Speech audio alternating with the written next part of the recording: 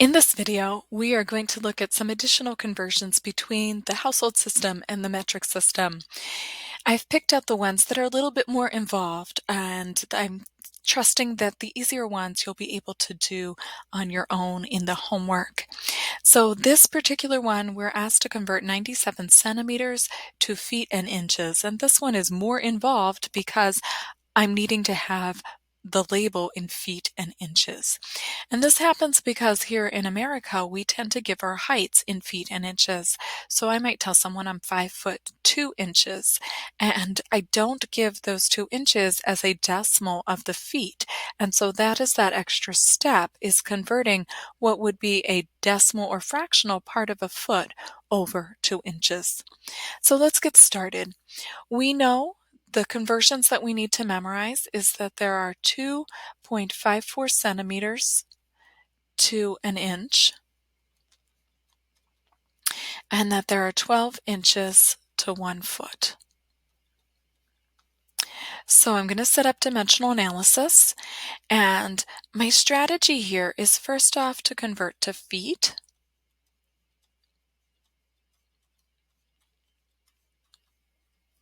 And then secondly, I'm going to take the decimal only and convert it to inches, because that is the convention that we use here in the United States to give people's heights. So we give a whole number for feet, and then any fractional foot we give in inches. So I'll start with my 97 centimeters. I'm going to use dimensional analysis as my strategy. I put it over 1, I put a multiply sign and a fraction bar. So I have centimeters, so that's the first thing I'm going to cancel. So that'll put 2.54 centimeters in the denominator, 1 inch in the numerator. Centimeters cancels, and inches is not where I'm going. My first strategy is to convert to feet. So put a decimal, or not a decimal, but a multiply, put a fraction bar. I need to cancel inches, so 12 inches on the denominator, 1 foot up top, cancel. And feet is my goal, so I'm ready to do my math. Now, we talked about this in class on the first day, that there's 2 ways to do this problem. So I can do it all on my calculator, or I can do it in pieces. If I'm going to do this all on my calculator, I'm going to type 97 divided by 2.54, because that is in the denominator, divided by 12, because that is also in the denominator. And so that's how I'm going to do the problem, but I want to show you if you would do it the other way as well. The other way is to multiply straight across. So if I multiply straight across the top, I have 97. And if I multiply straight across the bottom, I have 30.48. And then I can divide those two numbers and I'll get the exact same answer.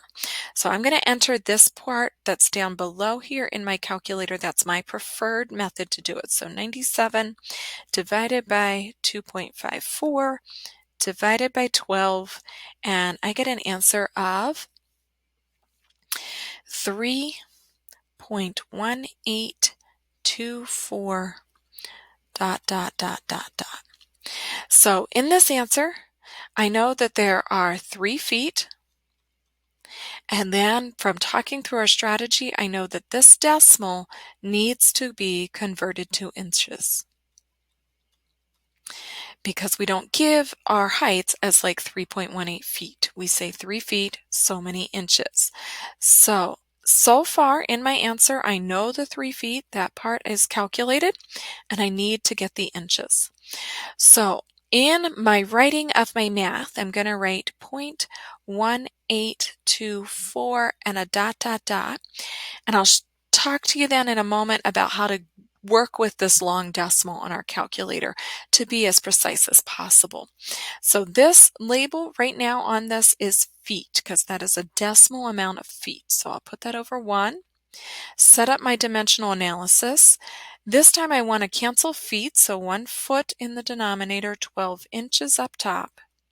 Feet cancel. So I'm ready to do my math.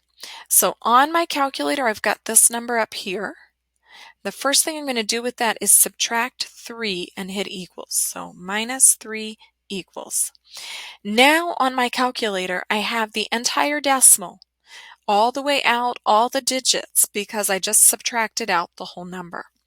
So I've got this decimal preloaded in my calculator, and I am going to multiply it times 12.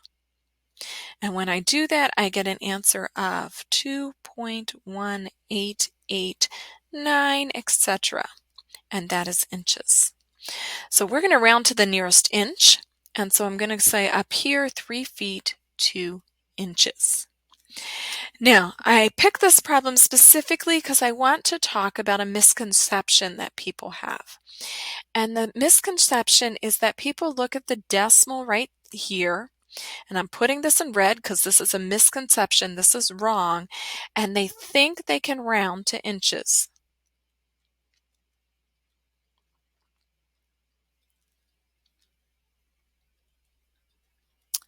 And the reason why we think that is because it honestly is kind of close.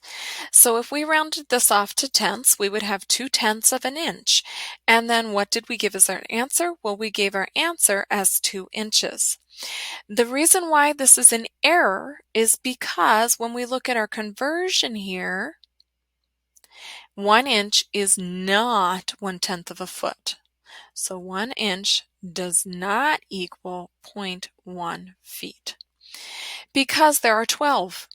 If we had devised a system where there had been 10 inches to a foot, then this would have worked out and the decimal would give us the inches. But because there are 12, the decimal that we get is not a match for the inches. So here our decimal is a little less than 2/10, and when we do the math, because of the 12 inches to a foot, our number of inches is a little bit more than 2. So in this problem, they're actually very close. But as you get more inches, they're going to get further apart. So if we had come up with a decimal of, say, 0.5, here where we did the math, that half foot is actually 6 inches.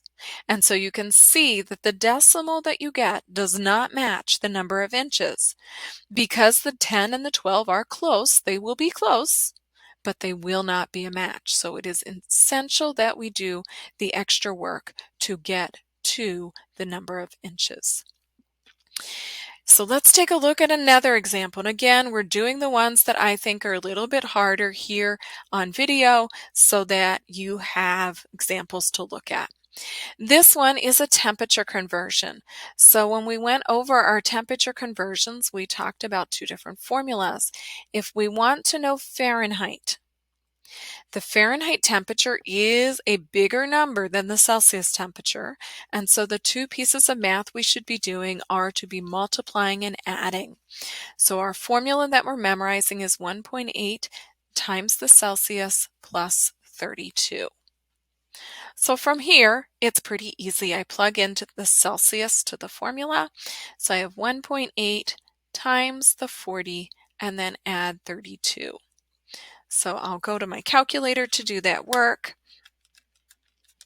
Typing it in, I get an answer of 104 degrees Fahrenheit.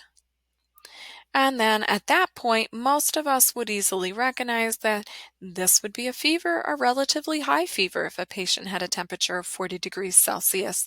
And so that is one of the reasons that we would do the conversion. So if our technology is giving us a temperature in Celsius, we may need to convert to Fahrenheit to recognize that that is outside of a normal temperature.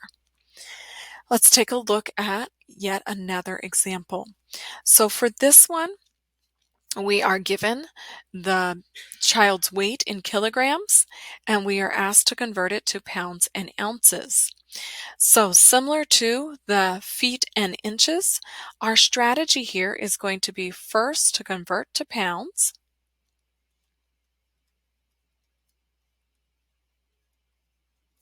and then second, we're going to take just the decimal to ounces. So just like the feet and inches, when we're giving a weight in pounds and ounces, instead of giving a decimal or fractional amount of pounds, we're taking that decimal and converting it over to ounces. So if we think about the equivalences that we have memorized that 2.2 pounds is equal to 1 kilogram, and we have memorized that 16 ounces is equal to 1 pound. So I'll start using dimensional analysis. So 6.235, and that's kilograms, and I'll place that over 1. I put my multiply, I put my fraction bar. I have kilograms as the only label in my problem, so I'm going to need to cancel by putting 1 kilogram in the denominator and 2.2 pounds above that. That cancels kilograms. I look over here at my strategy, and my strategy was to first convert to pounds. So that is the only conversion that I want to do, and it's time for me to do the math on my calculator. So 6.235 times 2.2 gives me 13.717. And the label on that is pounds. So now I have one of my answers. I know that this child weighs 13 pounds, and I need to then take just the decimal and convert that to ounces for the remaining portion of a pound. So again, I'm going to set up my dimensional analysis, 0.717 pounds. My goal now is ounces, so I will need to put pounds on the denominator. 1 pound is 16 ounces. Pounds cancel. And I'm ready to do my math. On my calculator, I'm going to do the same thing we did with the feet and inches conversion. I will subtract out the 13, and doing that gives me just the decimal on my calculator. Then I'll multiply by the 16, and so I have 11.472 ounces. And we'll follow rounding directions that are given. None are given here, so I'm going to round this to the nearest tenth of an ounce. When I look at the 4, the 7 beside it will round that up. So I would say that this child is 13 pounds, 11.5 ounces. These conversions that we've gone through are the harder ones. You'll find some similar to this in homework and on your assessments, and you'll also find some that are easier. So I'm going to stop this video here, and then we'll look at using conversions in intake and output on our next video.